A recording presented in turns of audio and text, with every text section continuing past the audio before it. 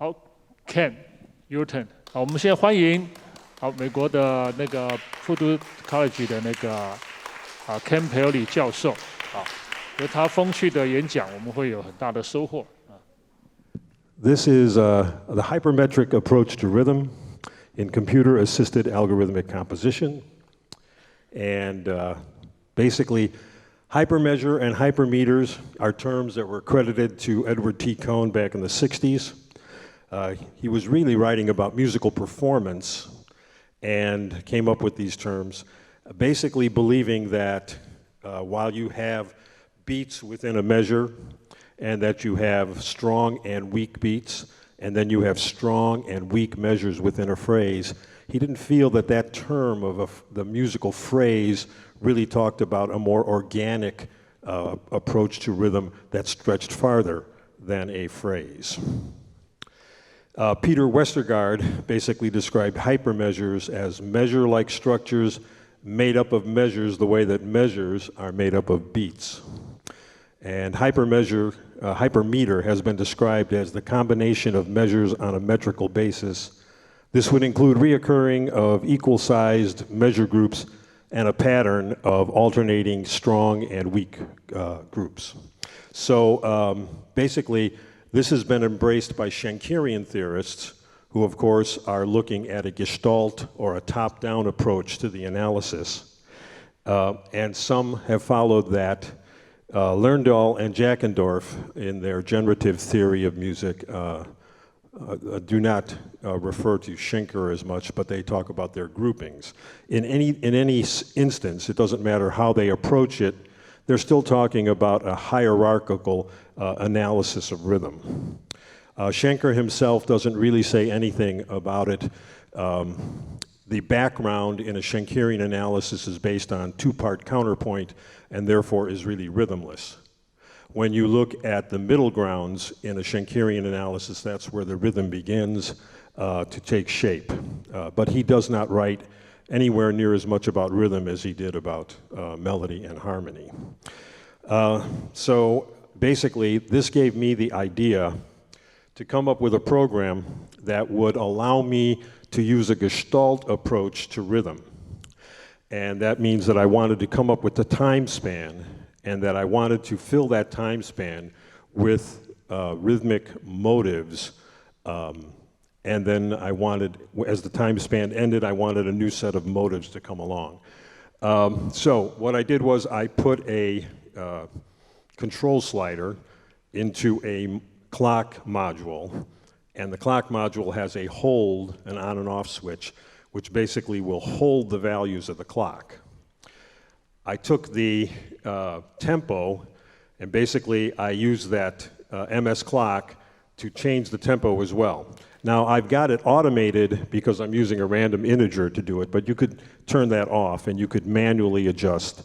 And what you'll end up with is the ability to set a time between 2 and 20 seconds, and this gives me my ability to control tempo. So tempo, as well as the time span, will be held together. Now, I have set up a pair of rhythmic values. This particular program uses MIDI. So I took the MIDI values up to about, I haven't expanded all the way up to a whole note, but I'm basically at about 60, in the 60s, which is like a dotted half note, a little less. And I have the values in MIDI by 2 and by 3 in 2 different arrays. And then I have them going into a switch, and the switch gets a binary clock value, which then triggers one of these 2 things. And then that writes the values to a main array. This is the subroutine up here, but here you can see the setting of the array divisions by 2. So what happens is the clock pings one of these, or bangs in a max way. It bangs it randomly bangs numbers along here based on their array position.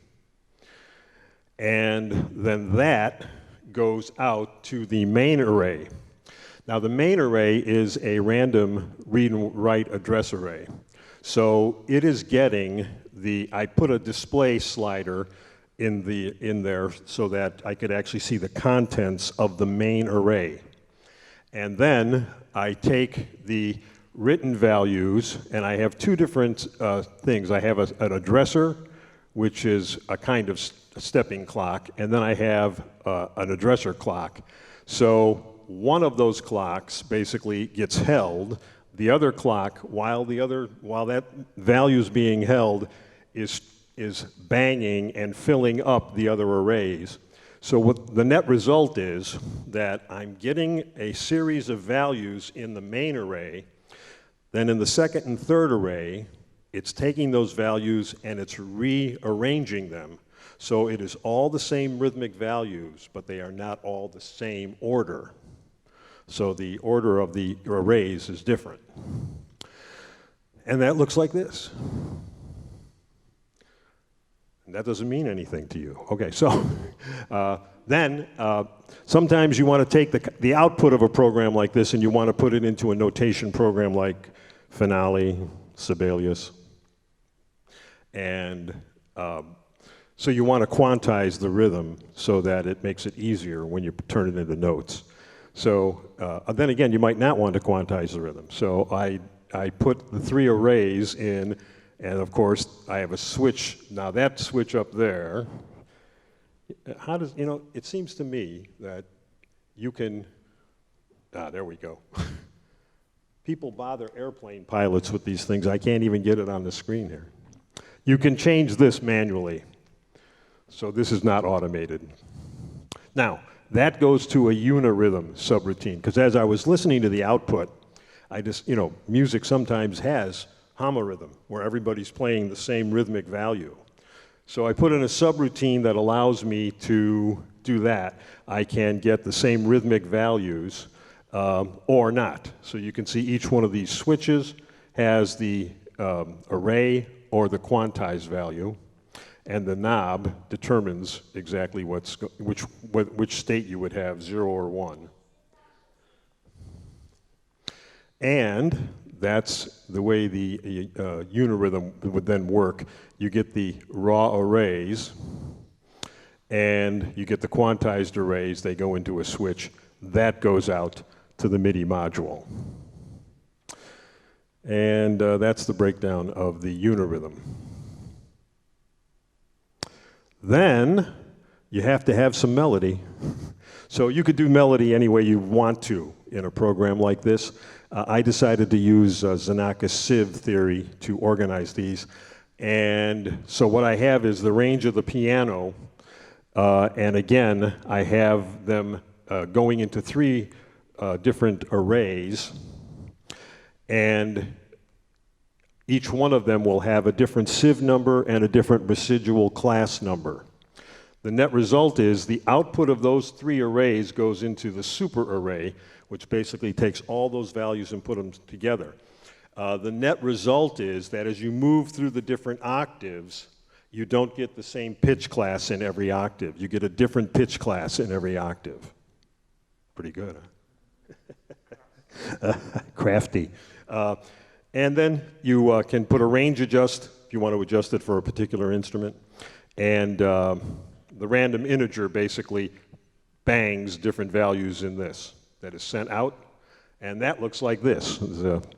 Over there is the super array. Here are the other arrays. And then this goes out, in and out. This is a macro.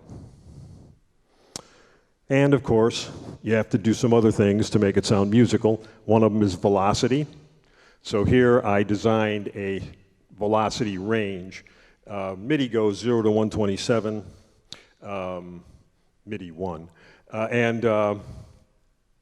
But really, it doesn't pay to go much below 40 or 35.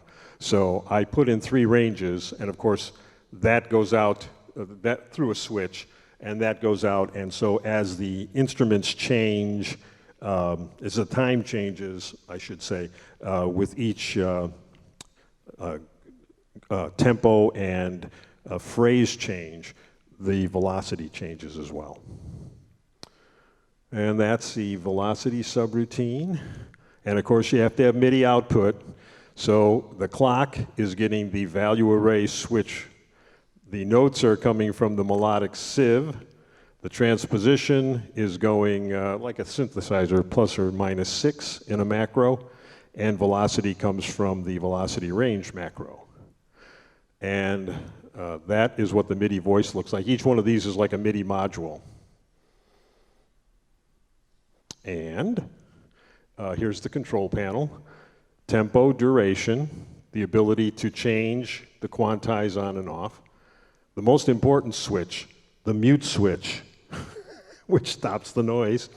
Here's the array. Here is the unirhythm switch, which has 0, 1, and 2. Here's your 3 MIDI voices. And here are your sieves and residual class. And here is your unirhythm control. And normally what I do is I take the information out of this program. I go to a virtual MIDI interface like Loop MIDI. And then I can go into whatever digital audio workstation that I want. I basically work with Pro Tools and Cubase primarily. I sometimes work with Reaper when I'm working in 8-channel surround settings. And I will just give you, now are we going to do the 90-second pieces soon? We're not doing that today? Well, I was going to have a piece played where you would have been able to hear this. You're killing me. All right, wait a second here. Let me move this down, and I'll move this up. And I'll take the mute off.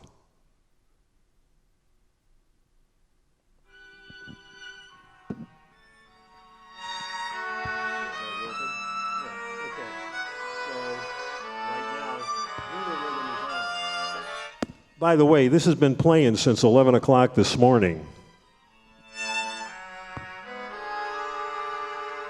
Now I'll take the lowest voice and I'll turn the unirhythm off. The cello will go off on its own. You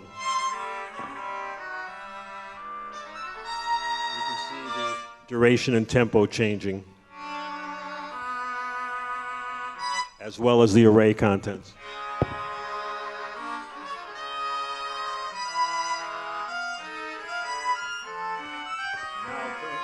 I'll turn them all off.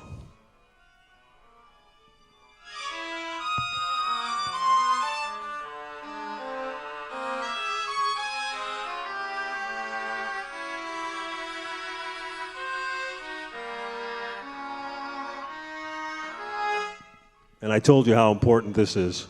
There you go.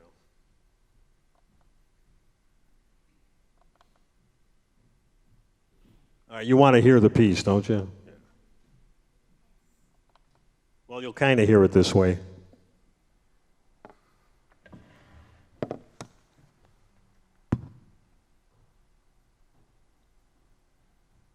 to turn the lights down. Lights.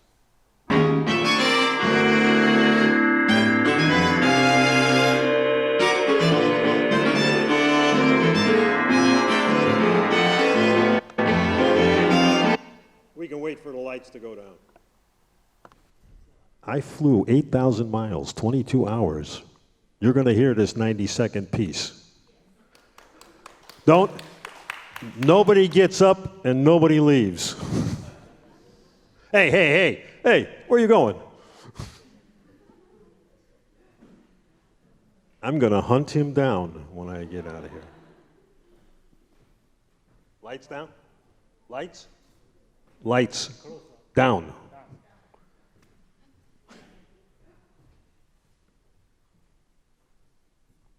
Now don't get scared, because this is kind of a scary movie.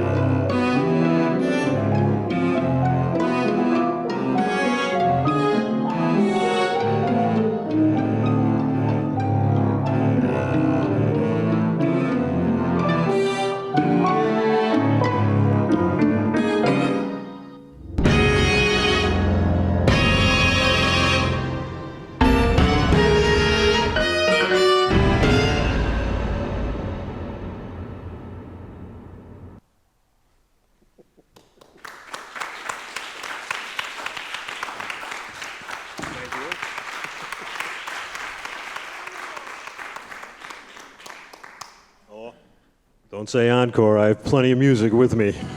I got plenty of music. This is all I do, you know.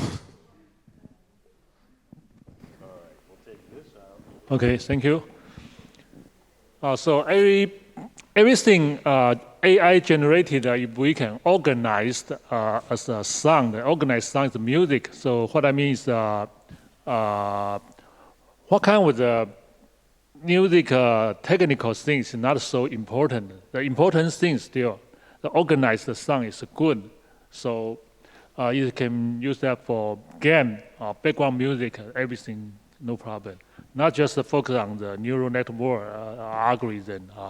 That doesn't mean that that's not important. That's important, but still another issue is more important is that the music is useful, different function. Like Professor Perley's application is for this talk for gaming, right?